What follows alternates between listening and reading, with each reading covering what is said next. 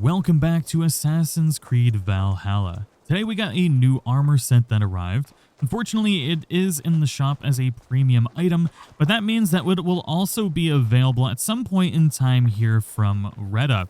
So if you don't know, you can actually get the premium currency items that are in the shop here from Reda in exchange for opals, because I do get a lot of questions what these opals are for.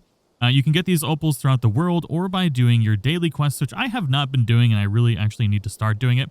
Like right now, we've got Moon in here. We've also got the Hudfolk armor, a tattoo, and then the Draugr demon statue. So you can get all these premium items for free just by playing the game. You just have to get lucky and find them when they are at Reda. But that being said, I do want to check out this pack because I think it's going to be a good set, and I want to review it just in case anybody's planning on getting it or just wants to know if it's going to be worth spending their opals on when it does show up in Reda's shop there. We've got the Einherjar pack. I butchered that so bad, but it looks really cool. So obviously we get a horse, we get a different bird, we get the weapon, the two-handed axe, the shield, and the armor set. Now I do think this is going to be pretty decent here.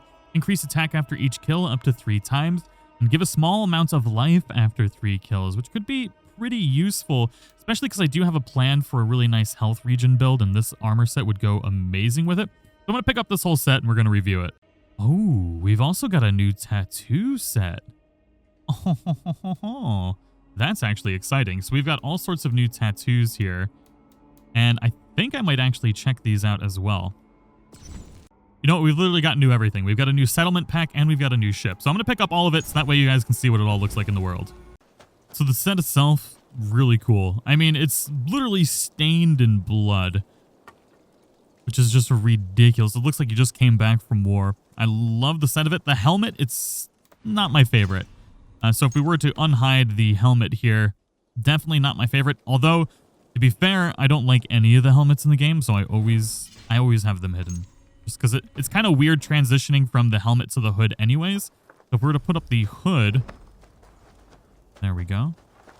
I think that looks nice. I definitely like the red hood. Pretty good.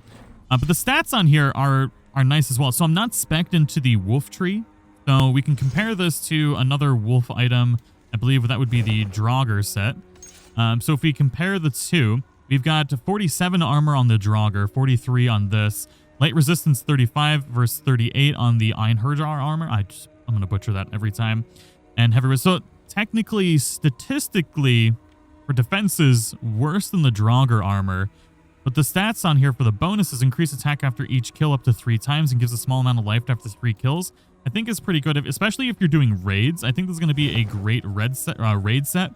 So the attack bonus you get plus 10 for 1 kill, plus 20 for 2 kills, and plus 30 for 3. And that duration lasts 50 seconds. That's actually really good. And gives a small amount of life after 3 kills, so health amount is 5%. Not great, but it is nice to have that health regen, especially if you're going to run a health regen build at some point, which I will have on the video very soon. So I do like the stats on here. Defense is a lot lower than I would like, especially compared to the Mentor set when I'm spec'd into the Mentors. Substantially higher here at 52. But if we spec'd into Wolf, it'd actually be a pretty good set, although I don't really ever see myself speccing into Wolf. But I guess depending on how many skill points I have, I might do that. Now the weapon here is really good. So let's check out this in comparison to, well, actually, let's check out the speed bonus here. So after 3 kills, you get a 6.7 boost to your speed that lasts 50 seconds. But the damage on here is absurd. So let's compare that to the Sepulchre Axe, or Sepulchre Axe, which a lot of people use. We got 154 attack on the Dwarven Axe versus 144 on the Sepulchre Axe. 162 stun on the other axe versus 139. Speed is a little bit faster on the fire axe as well, and the crit. So you basically get more raw damage on the Dwarven Axe. But both, I think, paired together are going to be a really nice combination to kind of destroy things. So I think we need to go put this in action and see how this dual wielding of these particular equipment will work.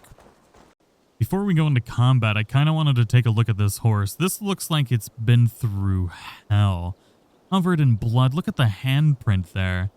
And then he's got arrows in his sides on both sides. This horse has been literally through hell and still just trucking along. Multiple arrows in it. Probably just been trampling over people. The horse is a gangster. I don't know how it's still alive, but it is. And then the bird is the blood eagle, which might be my favorite bird so far, other than the eagle. Just the standard eagle that you can get. I really like this bird, though. All right, so now we've got to do a little bit of a review of the ship itself. This might be my favorite looking ship so far. Look, you're like killing a dragon or something. It's super cool. I didn't notice that until right now. But yeah, this might be my favorite hull at the very least. I don't like the shields that much. I'll probably put maybe the pre-order shields on this ship instead. The flag, I like the flag. Yeah, both of the ornaments on the front and back. Look, you got like the kraken tentacles coming up. I don't know. I really like it. Do I think the ship, the horse, and the bird are worth premium currency? Maybe not. But that really depends on if you really want to. I would wait for him to show up for Retta, though. All right, moment of truth. How does this do? I've never actually used the dual axes before.